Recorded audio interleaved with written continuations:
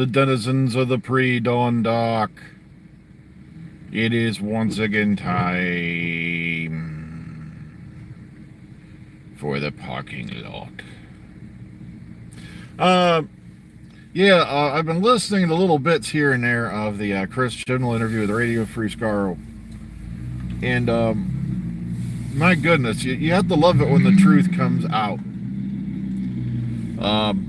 Like I said, there were people who were anti-Moffat. I was a bit at first, but then when you begin to realize just everything that goes on in the background, they even tried giving RTD crap, and I think RTD probably had the most power of any of them when he first came. Because this is the guy who, came to him, said, let's bring it back, and then bam, mega success.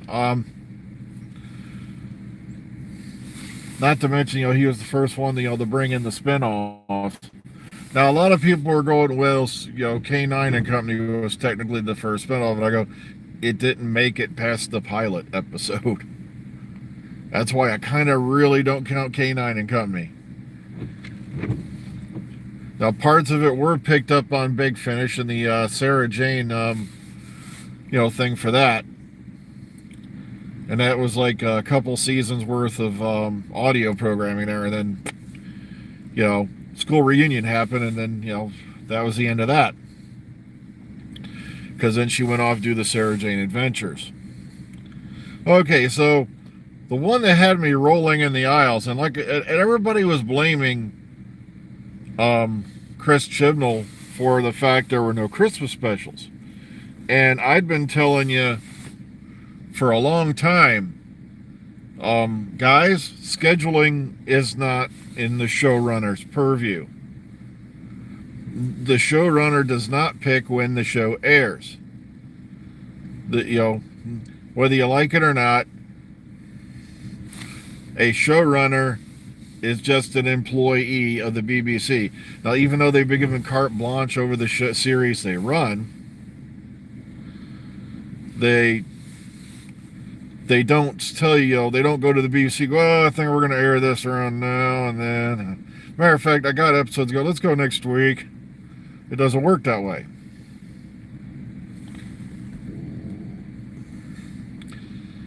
And it turns out that Spyfall Part 1 was supposed to run on December 25th. And Spyfall Part 2 was supposed to be for December 26th. And then, of course, nope, we're not doing that Christmas thing anymore. It's like killing a tradition. And everybody blamed Chris Chibnall for it. And, even I did a video, How the Chib Stole Christmas, and now I regret it now that I've found out, a little bit more. And it wasn't his idea to even take Doctor Who off Christmas, more than likely. It was some BBC exec. I'm going to be revolutionary. I'm going to kill a long-standing Christmas tradition so we can have more time for Mrs. Brown's boys. I just saw a poll recently, and everyone's like, what the hell is it? They keep coming up with specials for it, but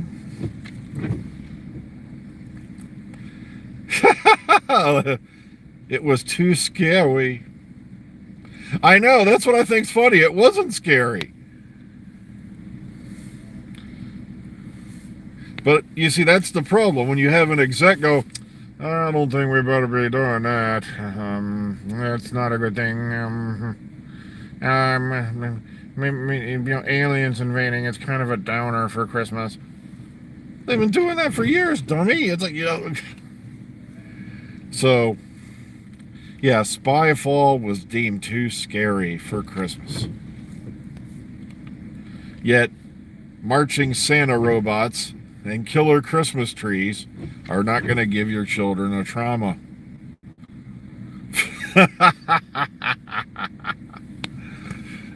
Oh, you gotta love the planet we live in. I love this. It was almost 60 degrees yesterday when I got home from work. I actually did not wear a jacket on the way home from work, and now it's right back down in the 30s, and oh, this is crazy.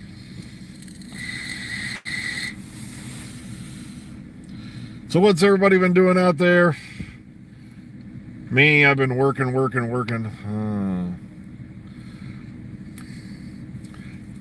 You see, oh God, and then I had a kind of a weird out morning, because we had a power flicker, and people are like, well, Dr. Freedom, you sleep like a log. How do you know you had a power failure? I said, because I sleep on a CPAP machine. And when that thing stops working, trust me, my body clicks back to semi-awake. What? And they've wrapped filming on the Fallout TV series, but I think they did that a little while ago. And that, like I said, we're waiting for more news.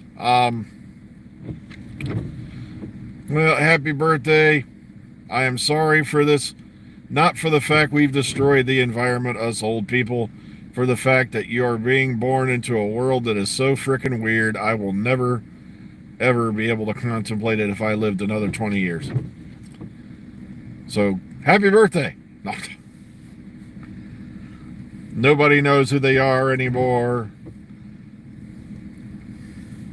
History is once again this malleable prison nonsense that we don't know. I just die, when I die laughing when I see all these TV shows out there inaccurately portraying facts on history, and it's like, y'all did this, y'all did that. I'm like, I did? What? No, I didn't. I wasn't even alive then. Oh, well.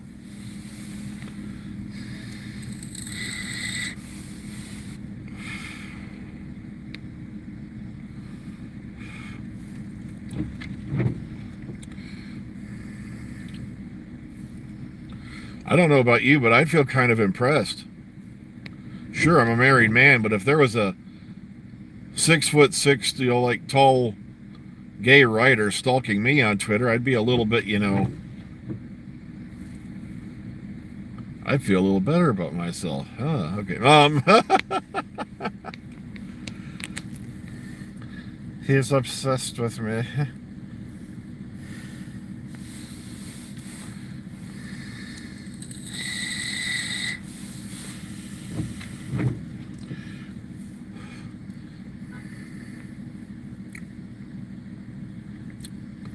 Yeah, I don't even bother going over the Reddit leaks because 99.995% of them are garbage.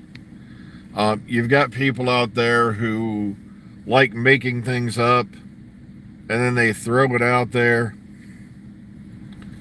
and they don't care if it's inaccurate or even in the neighborhood of accurate. They just want the clicks. I have the plot storyline for series 27 of the new series.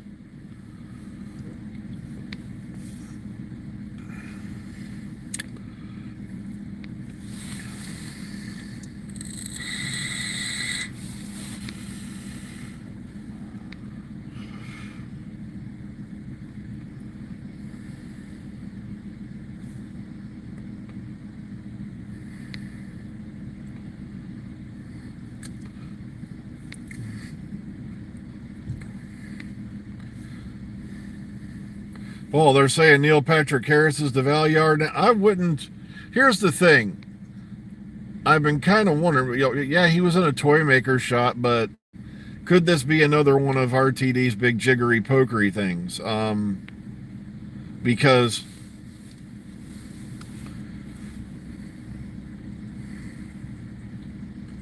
very true. Yeah, people have been saying the Valyard's coming back for 30 years, and sorry, but Michael Jason, as far as I know, was the last guy who played a Valyard. And I don't think that's going to change anytime soon.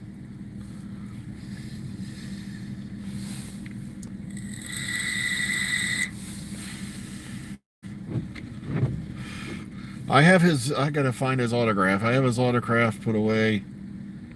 And he was a very kind fellow, but I felt bad for him because his hearing is just about gone.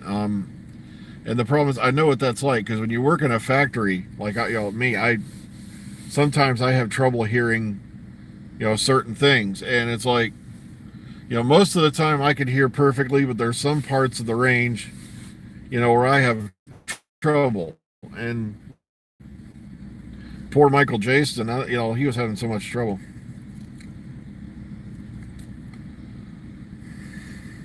I would love to meet Keanu Reeves. This man is a class act and a half. I'm not kidding. Like one time there was a couple fans who were hanging around outside his house. They were hoping to get to talk to him. And when he realized they were out there, he came outside, invited them in. I think he had dinner with them, sat down, talked with them for a couple hours, and sent them home. And when you read just how much this fella's been through, and he just oozes kindness. I mean, everything he does. Like one of my favorite things was somebody caught him on video, and he didn't know he was on camera. He was in a subway, and he still takes the subway trains, by the way. He doesn't, go around in limousines and all this other nonsense. And this pregnant lady got on, and there were no seats. And she's standing there holding the handle, and then Keanu was reading something, and he noticed she was standing there. And he got up and gave her his seat. How many people do you know would even do that, let alone a Hollywood star these days?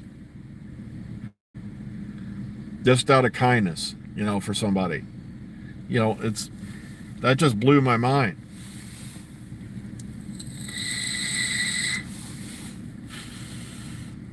I'm not kidding. There were quite a few memes out there, just, and it literally took a page to describe all the memes, on almost a whole page for that one meme, just to describe all the things that, this fella has been through.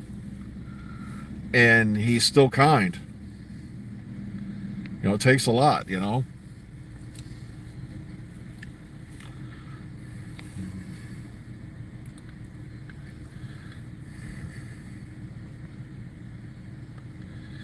I know.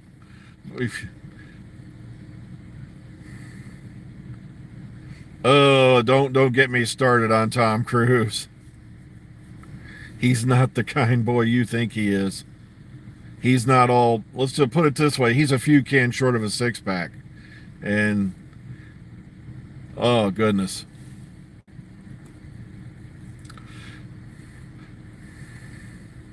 Try the Night, he invited a bunch of celebrities, and Leah Remini goes into this in her book, Troublemaker, and he wants to play hide and seek, and then he once threw a screaming fit because something wasn't out so he could make something with it.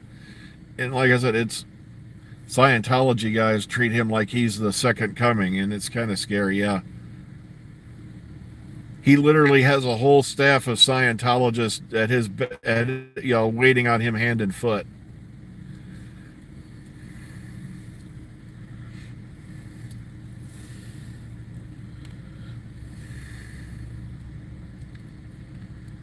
Yeah, I think a lot of it has to do with that the Scientology nonsense. And I still can't believe, there are people out there paying money to a cult, and they know that it's got to be nothing more than a big fat money making machine. I'm sorry, but here's a few clues. I got to do a top 10 list one of these days. How do you know where you're in a cult? Let me see. When there's group pictures of your people in military uniforms declaring they're members of some hidden, secret, branch or some kind of military, paramilitary, and they're dressed in official uniforms. If you have a uniform that's resembling military, you're in a cult. Okay. I love to see Daryl Miscarriage, and I'm deliberately screwing up his name. Go out in that uniform to a naval base. The Stolen Glory guys will hand him his ass. Other signs you're in a cult, let me see. When the leader of your church is living in a multi-million-dollar mansion, and yet you're sending money over and over again, and you can barely afford, if you can't afford rent, yeah, you're in a cult.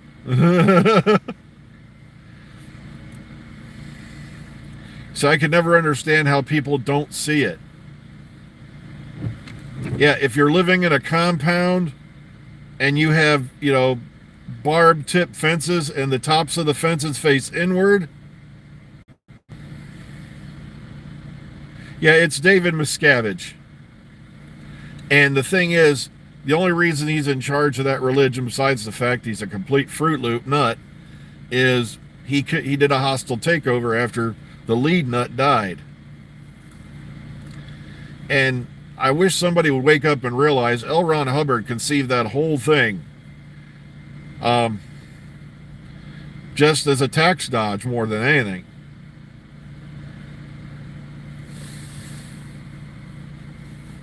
The whole thing was nothing more than a way to dodge taxes.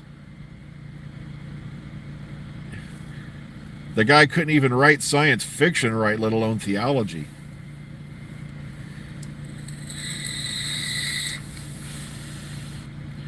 This is the guy who brought you the biggest sci-fi flop in history. The movie Battlefield Earth was based off a novel that was written by L. Ron Hubbard, and it was a steaming pile of shit.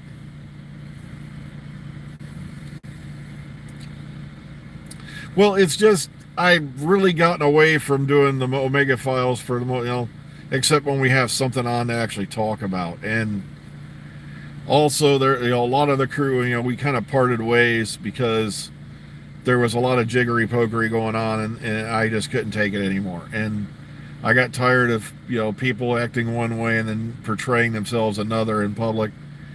But then again, that's the history of the world. I got to get going, folks. I just looked at the time. I'm running a couple minutes behind, so I got to get going. Take care, everybody. We'll hopefully see you all in the future. Be kind, be calm, be safe. We'll see you all out there in the future, hopefully tomorrow. And I haven't heard anything about Saturday yet, so I'll let you know when I hear. Take care. Have a great day, everybody.